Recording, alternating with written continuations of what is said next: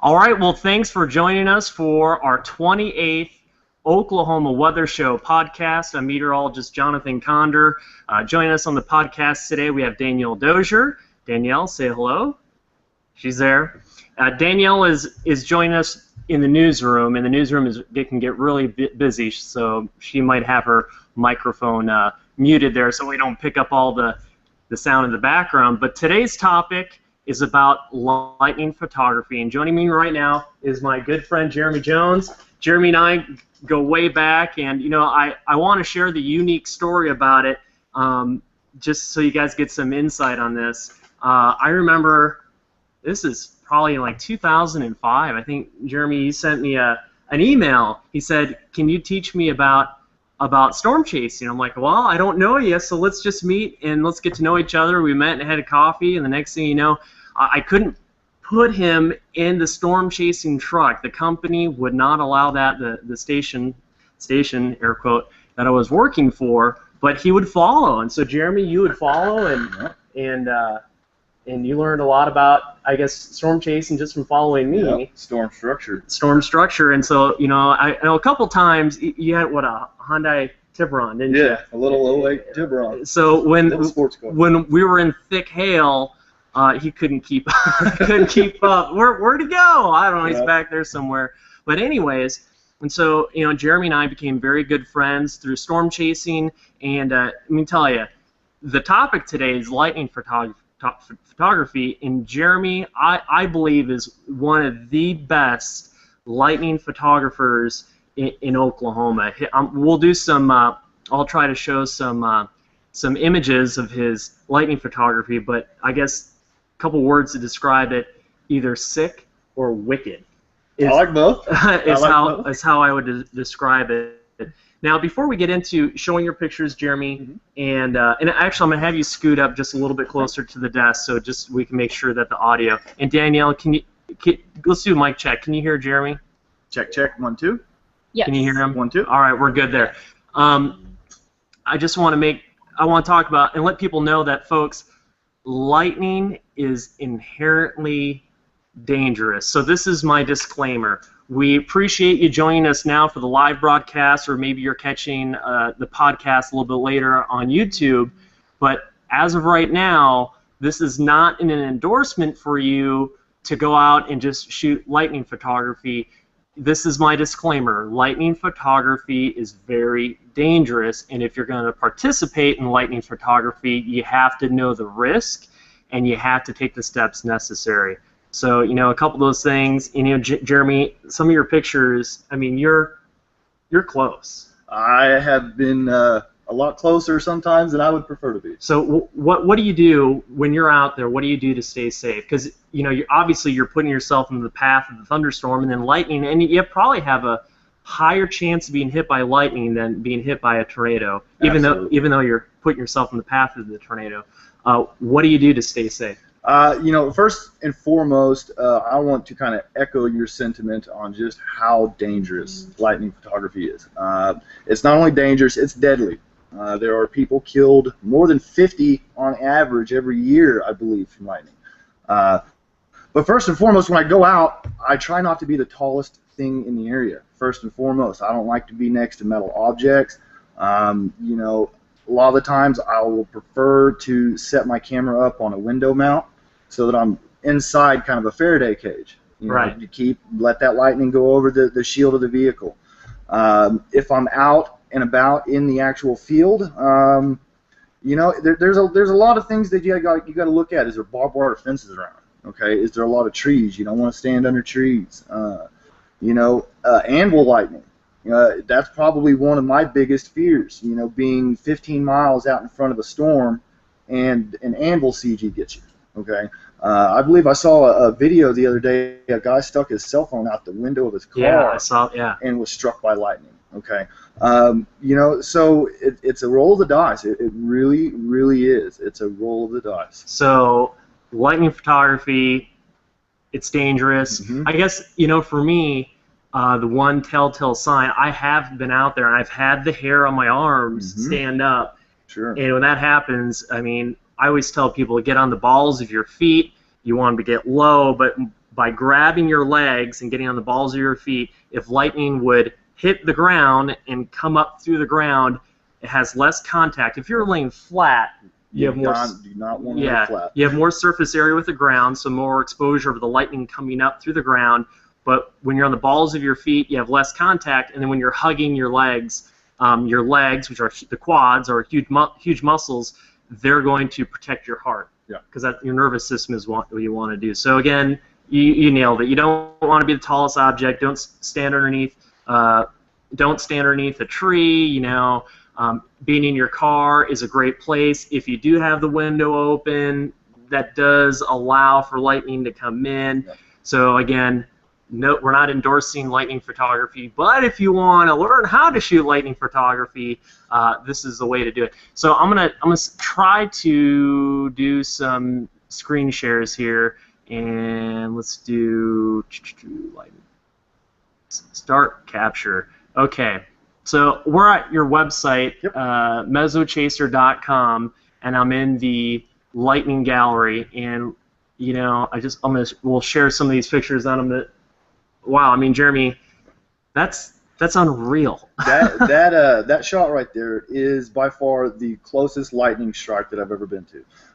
It is shot in North Edmond, right off Waterloo Road. There's an electrical substation, about 1/8 of a mile is what that actually hit. Whenever I was outside of my vehicle on that shot right there, tripoded with a cable release in my hand, a remote shutter release, and so.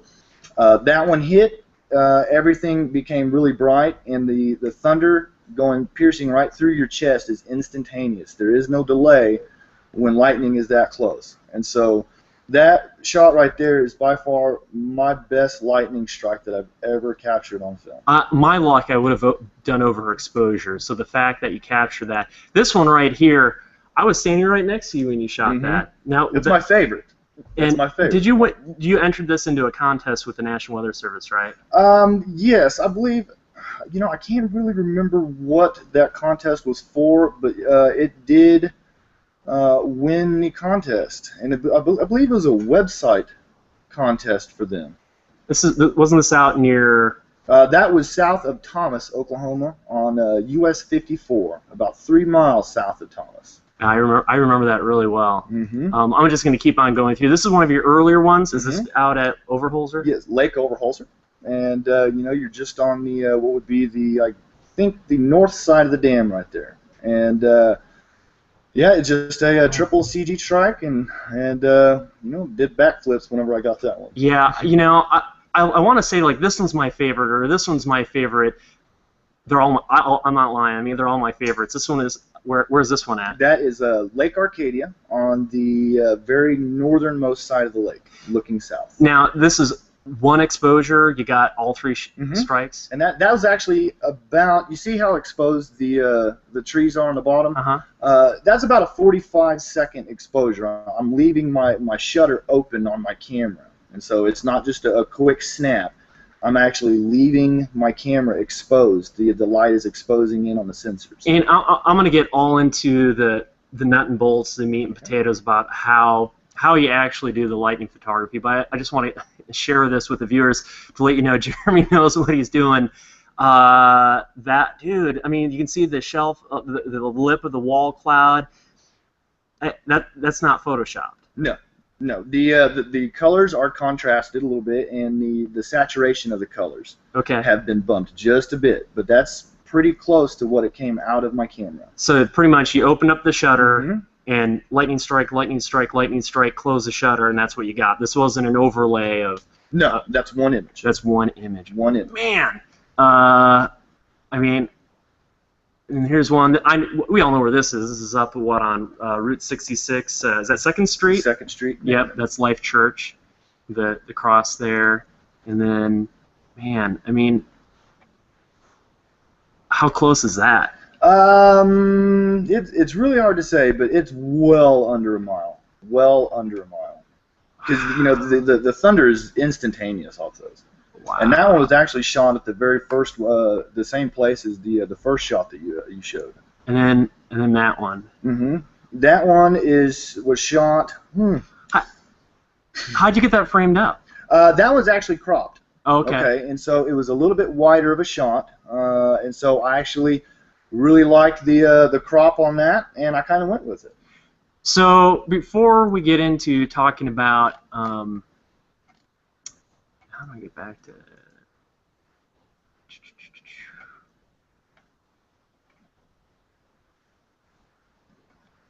I don't know how to turn off the screen share. There we go. We're back. How'd you learn about lighting photography? You know, my dad has been shooting photography since he was in the Army. He was shot aerial 4x5s for the Army. About 10 years ago, he got me into photography. He actually gave me my loan for my first camera, and we've been shooting photography ever since. He's kind of taught me everything. Did you start on film, or did you start straight on digital? All digital. On digital. All digital. Okay, but your dad, I remember he was shooting film, yes. and he was shooting out the side of a helicopter, wasn't yes. he? Yeah. Yeah. You know, he could tell you stories about making a portable darkroom with its Army jacket. Really? With chemicals inside of his jacket, having to process each image. Well, maybe for another topic, we need to have Dennis on the podcast here. You can show us how to do that. But you don't ever really hear about people using film anymore. Everything is digital. Film is a dying. It's a dying art. Okay, there are some people that are super religious about never going digital because they like the nostalgia of it. Me.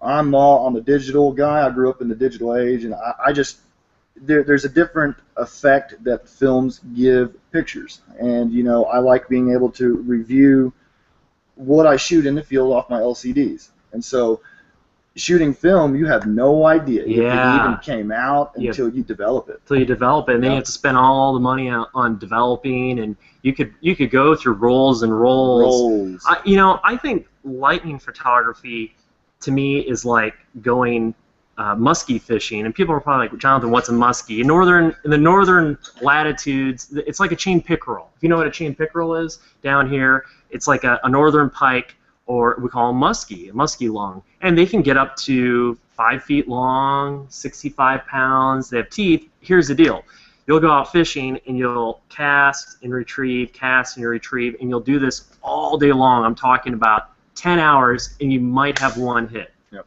And then you go out time after time again, and you may have to go muskie fishing like 3 times before you actually get a fish in the boat. And that's what I think lightning photography is like. I have to take picture after picture after picture after picture, and finally I'll get maybe a hit, and then after about maybe 10 good hits, I'll have one that is one keeper. One keeper. Yeah. So, all right. So we have people watching right now, whether on our live stream or this is going to live forever on YouTube. Let's say they're an amateur, and they want to learn how to do lightning photography. What are the basic tools that they're going to need? I hesitate to say that you need a high-end DSLR camera. And now DSLR is a digital single lens reflex. Okay. It's your what most professional photographers are going to be using to shoot their images. When I started shooting photography, flowers, little animals, macro photography, I started out on a little point and shoot camera. Okay. Some point and shoots, to my knowledge, can open up the shutter. Yeah. You can manually set the shutter priorities to just leave your shutter open at night. Okay. Some will be kind of more limited on what you can do with them, but for me, I like to use my high-end DSLR, my high-end Nikon. So ingredient number 1, you need some sort of camera that can do manual settings. Right. That you can tell and when we're talking about the aperture of the shutter, it's basically opening up the lens. And telling it how long you want it to be open. So you want it to be open for 1 second, 5 seconds, or a bulb, which would be which I shoot in. Infinite until you're done doing it. So you would need a camera. Now, I started out on a little Canon that wasn't an SLR or DSLR. It was a point and shoot, and I could do up to, I think, 30 seconds, maybe 15 seconds, but it would take 15 seconds to process. Yeah. So I would hit, and I didn't have a remote, so instead of hitting the button and that'd bump the camera, I'd do a 2-second delay, click. and it would go, and then it would close, and then it would take 15 seconds to process 15 seconds, and I'd miss 15 seconds worth of lightning. So you can do the point and shoot, but a digital single lens reflex is a good place to start with manual settings. Okay, we got that. So it's not as easy as just, I got my camera, I'm not going out there and going click, click, click, click. What's the next step? What do you need? Tripod. Why are we doing that? You need to take your hands off the camera. Okay, you know, when you bump your camera, everything that's being exposed on that image is going to move. Okay, right. So if you're trying to, you've got a beautiful foreground that you're trying to expose with a lightning shot in the back. Right. The second that you move that camera, touch it or bump it or anything, everything in the foreground's blurry. Okay. Okay, so you've ruined your shot. You know, I also shoot with a cable release. It's another way to take my hands off the camera. Now, you shoot with a cable release, which it's an actual wire that goes into the camera, and you press the button, and then you say, you know, open shutter, close shutter. I use a remote, which is just like a, it's, I mean, here's our weather clicker, and it's my remote for my camera is 1/10 the size of this. It's like, I don't even have anything that, I mean, it's like that big. It's super small, and I haven't run out of batteries on it yet. My luck, it'd be like during the best lightning storm. That's always the way. And my battery would go out. Okay, so we have the camera.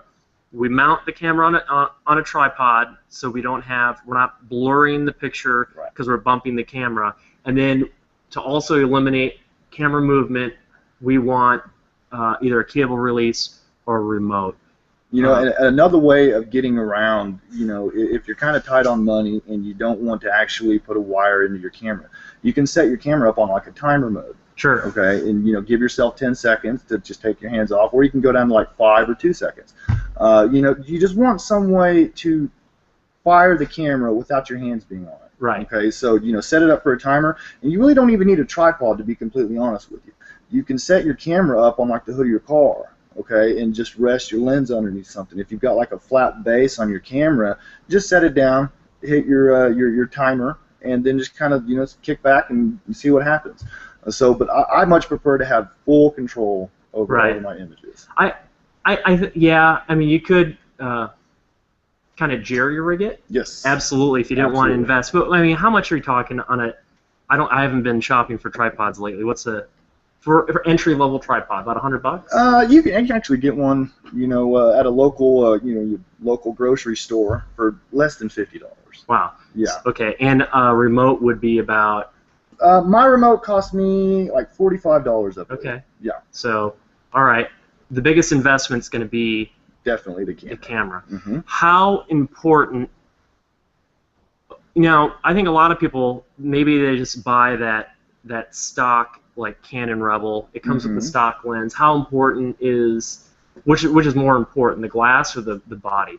And you have your camera here. Yeah. You want to grab that? This is it now? You have a couple cameras, don't you? Yes. This is my main camera. Okay. Okay. It's a Nikon D7100. Take the actual lens hood off. I can kind of see a little better. Wow. That's a little bit bigger than. Yeah. This is you know, this is what I use. And I actually just picked this up this year. Previous to this, I was using kind of a smaller Nikon, the D200. This is a 24 megapixel, and it also shoots full 1080p HD video. Wow. But yeah, generally, both the body and the glass is important. Okay. You know, your glass is what's going to be bringing everything to your sensors and mirrors. And so, if you've got really cheap glass, you really kind of have to expect that you're not going to get as good a photo. With this lens right here, it's an f2, like an aperture it's telling the camera how much light to let in. Okay. And generally, you want your camera, your f-stop, your f numbers to be as low as possible. To let more light in. To let more light in, to which means you don't have to expose your lightning image as long. Okay. Okay. So if you had a beautiful foreground that you wanted to illuminate, a higher or a lower number f-stop lens, okay, is going to allow you to get more light into the camera quicker. Now, when you some of the pictures that we showed with your Lightning photography, do you have a special lens? Meaning, do you have a wide lens or a telephoto lens? Great question. What millimeter lens do you shoot at? All of the photos that you just shown were shot with my 28 to 105 millimeter. Okay, this lens right here is my super wide angle lens. Okay. I generally like to shoot with a telephoto because if the lightning is pretty far off in the distance, I can zoom in, obviously. Right. That lens also on my focal ring has a lock to infinity, to where to where I'm absolutely perfectly focused on the horizon, and so that's a big problem with people not being able to find infinity. It's a big problem. As I hang my head in shame, I have a Canon Rebel. Mm-hmm. It's a great camera, and I've got some really good lightning pictures. But there are times, because when you shoot lightning at night, and you're looking through a tiny little viewfinder, there it is, to figure out your focus. And on mine, I have a stock lens that came with my Rebel, and on the focusing of the lens, so you can tell your camera, do I want to do autofocus or manual? We want to do manual. And you want to focus to infinity, meaning everything is in focus, because if you have it on autofocus, it's going to probably focus on something up close, whether the drop of water in the lens of your camera or the house in front of you or whatever. You want to infinity, so everything's in focus. But on my lens, if you rotate the focus all the way back, that's not infinity. There's a sweet spot. And I always miss it. And so I was out maybe about a month ago doing lightning photography. I'm like, oh yeah, I'm getting all this lightning, and it looks to be in focus on my preview. I'm like, yeah, it's in focus. Yep. I get it home, go inside, get it, download it, and half my pictures were out of focus. Yeah. So you're saying you can buy higher-end lenses that would have a lock for infinity? Right. See, a lot of the time when you look on a lens, you're going to know infinity because it's going to look like the number 8 turned sideways. Okay? And so whenever you're adjusting, the focal ring on this lens is right up top. Okay? That's my zoom, and that'll be your focus. I'll turn it all the way over to the right to where I'm showing the sideways 8, okay? But then I'll come back to my left. I don't even know just a little bit, and that's just from practice. You're telling me I have that on my camera and I've never even looked for it? You should. It's probably on the camera and I'm just like looking through. Is it focused? Right. Okay, so I just learned something that there's markings on the lens. Okay. There's even markings out to the feet. Okay. Wow. And so you give you got your FT for feet and your M for meters, and so it tries to take all the play out of it for you to where you can just look at it. But I've shot so much photography with this lens and this camera that I know where my sweet spots are at. And so it's a great thing you can do during the daytime. Okay? Yeah. Just do some practicing, get up just like you're shooting for the lightning at night. And then just pick something out on the horizon, switch to manual mode, and then try it until you get it perfectly focused. Look where you're at on your focal ring, and then just try to repeat that during the nighttime. And so, it's trial and error, trial and error. All those images that you just showed were like 2 and 3 years ago.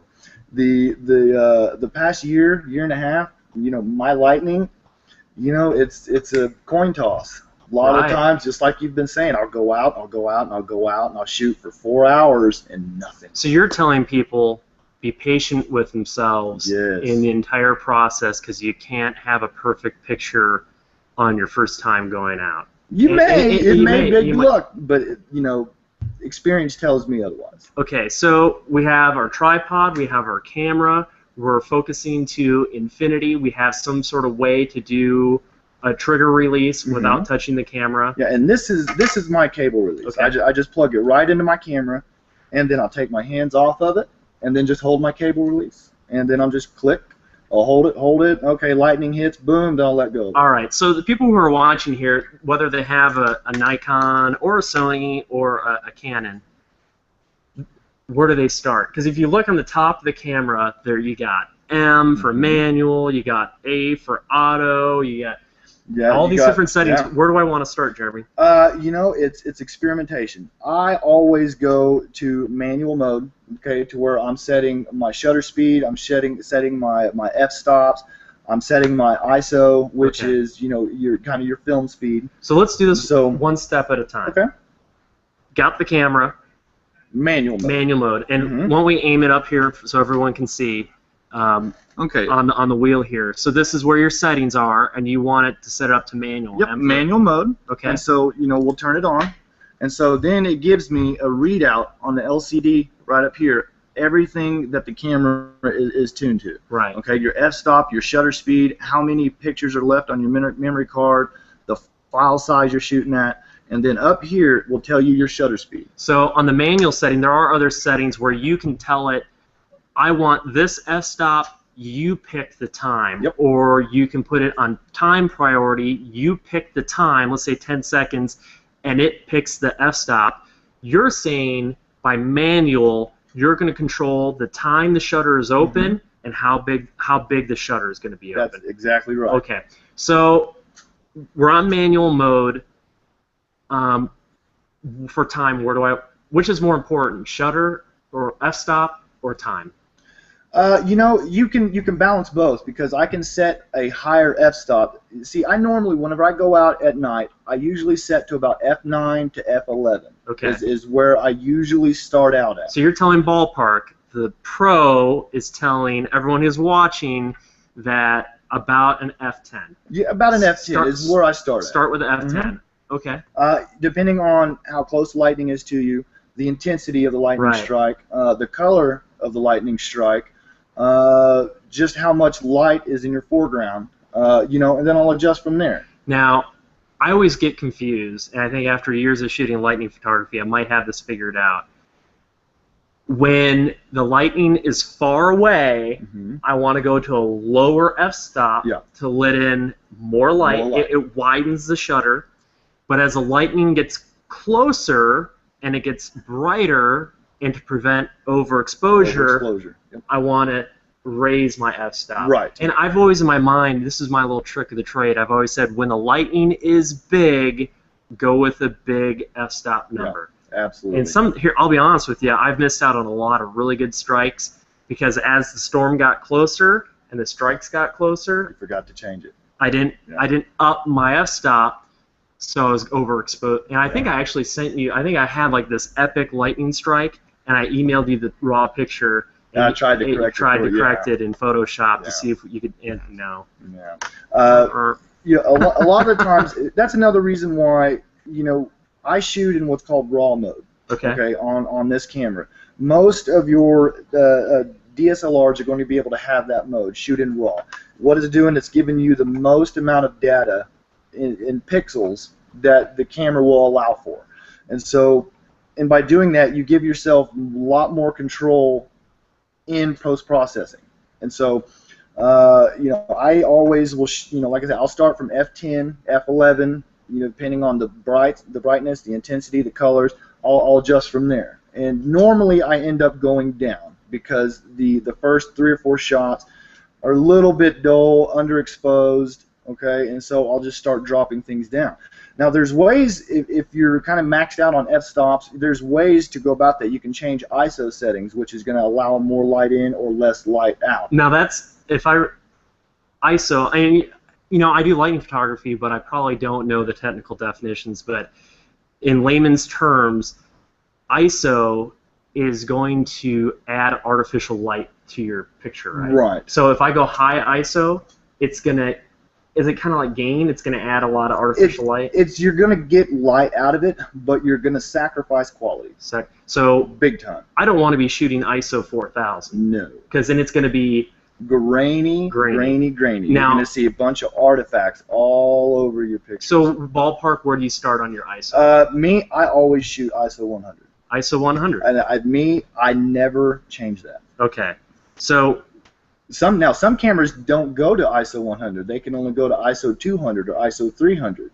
But I shoot at the lowest possible ISO always. Because you're going to have better quality, and you're not artificially producing noise or light. Yeah, and it's noise. That's noise. Okay, so we have the f-stop. We know the f-stop, Jeremy's saying about a f10. ISO is about a 100. Where am I at for time? Your shutter speed? Shutter speed. How long do I want to, where do I want to start? If your camera has a bulb mode, okay, and what I mean by bulb is I'm holding open the shutter myself. I'm not allowing my camera to choose the shutter speed for me. Okay. And there's a lot of reasons for that. You know, you could be doing 30-second exposures and letting your camera do it, but the whole while you're doing it in the foreground, you're trying to expose to get a beautiful image. It's going to be all blown out, the pixels, it's going to be all white. Right. And so, you know, that's one other reason why I always shoot with a cable release. Okay. And so I really don't have a time that I leave my camera open. If I've forgotten my cable release for that lightning shoot, you know, I'll set up for like a 10 or 15-second exposure, see how much light you're actually bringing in. Right. You know, a lot of the times if you're just outside the city, you'll get city lights, and the city lights will hit up against the clouds, and then everything will be like a nice red hue color that just kind of ruins the photo. And so you just got to kind of experiment. So you probably don't want to start with a 1-second exposure because you'd be doing picture after picture after picture, and you're going to miss a lot. Yep. And you probably don't want to do a 1 minute because you might be overexposing with your shutter. 10 seconds, good benchmark. 10 or 15 seconds is a great, just test shot. And then go from there, depending on. Absolutely. And because you're shooting on digital, you can preview or post view. What is that? I don't know. What is that? Yeah, called? you're just previewing the shot on the LCD screen. You know, it's kind of like I call it just a field review. Field review. You know, and so you're just reviewing it. Okay, are you overexposed? Are you underexposed? Are you in focus? You know, do you have spots on your lens? Is it raining? Is it sprinkling a little bit? You know, a lot of the times if the dust is blowing out in front of the storm, you can get dust on your lens. And so it's just great to be able to hit that playback button, see how the picture came out, and then kind of make adjustments from there. Now, we're talking nighttime lighting photography. What about daytime? Oh, gosh. How do you do that? Daytime lighting photography, I'm going to classify it as this. Luck. There are things you can do to increase your luck, like by a lightning trigger. What's that? A lightning trigger is something that would mount into the hot shoe of your camera, the attachment on top of the camera, which actually takes control of firing your shutter for you. So it's going to have, I've never used one, so I can't specifically speak to how well they work. Okay. But basically what it's going to do is it's going to, it's hard to explain. It's going to anticipate the lightning strike. Okay, there's something that happens with lightning that the meter on that lightning meter will pick up. Right. It'll fire the shutter. Okay, you're still responsible for setting your camera setting. Sure. Okay, so I mean you can still be overexposed, underexposed, out of focus, but the lightning trigger should catch it.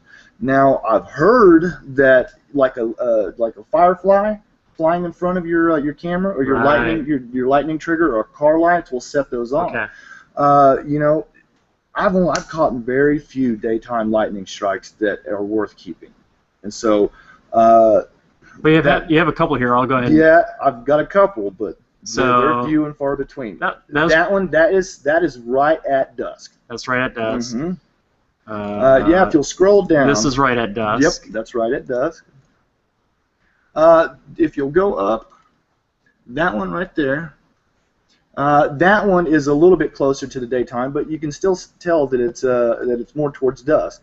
Now, if you'll back out, I've got one daytime. That one right there. Oh, this one is a daytime, about 2:30 in the afternoon. And to be honest, I never knew I shot that image until I got home and started reviewing everything that I shot. Wow. And so you can kind of imagine my surprise whenever I pull this up on my monitor and this is staring me right in the face. Now, I would assume if you're doing daytime lightning photography, your f-stop is going to have to be extremely high because you want little light coming in, right? Right. Daytime, mess with your settings. Sometimes it's a higher f-stop. Sometimes the lightning bolt is a little dim, and so you can kind of lower your f-stop. That one's another one that you can kind of tell that it's way before dusk, and the anvil is over me. Actually, I think I'm under the base on that. But it's just a bunch of experimentation. There's no one way to shoot lightning out of a camera. And to be honest, my settings change all the time.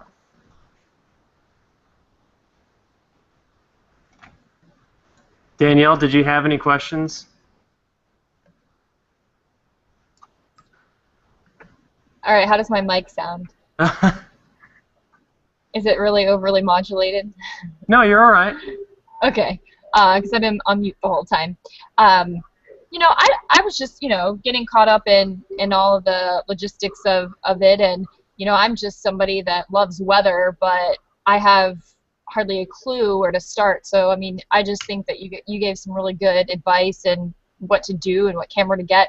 Oftentimes I've found myself driving on the road and just taking my iPhone and trying to take a video, just hoping to get that one lightning strike, and oftentimes it just doesn't work. So, yeah, I mean, I don't really have any questions. I mean, you pretty much have covered a lot of the information for people, like me who are. I mean, I guess, did you talk about the cost of the camera itself? I know you mentioned the tripod, but.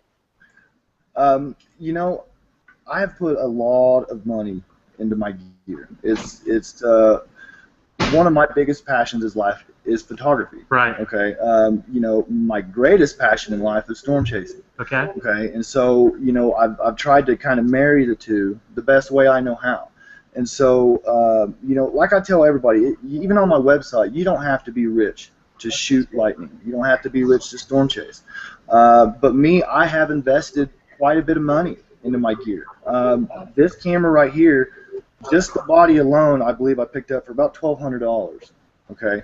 The lens here is $700. So, but that's not including, your memory cards, the batteries to run the camera. The tripod that I shoot with is over $500. And so, all of lightning photography, storm photography in general, can be done for well under $500. Well under $500. You don't have to be rich to shoot with to shoot lightning by any means. Yeah, I mean, I just went on our other computer in the weather center here. I just went to a website that sells cameras, and it's a local company here in town. Well, they're not local, and here they have it's a Canon Rebel, and it's a 18 megapixel.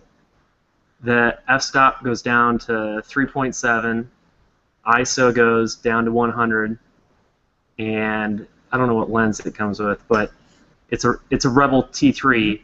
Oh, 18 millimeter by 55 millimeter. So that's somewhat super wide and some telephoto. Yeah, $550, and so. And that's everything you need. The battery, that should come with the memory card. You're right. And it's a great starter kit. So you're looking at a tripod. Let's just go $100 and a cable release, or $25, or 100. Let's just say 75 and 25, so another 100. So brand new, you could. Well, here's even a cheaper one. I have one, another Canon Rebel for $300. It comes with the lens. I don't know why it's so much less expensive. Well, see, the first one that you showed is an 18 megapixel, and then that second one is a 12.2. Oh. And it's a different sensor. There you go. The frame per second's kind of different than what I'm looking at. But that's a $299 camera, and it comes with everything that you need. And so yeah, that's what I try to tell everybody who asks me about this. You do not have to spend thousands of dollars on equipment to get a good picture. And it's like any other hobby. I mean, yep.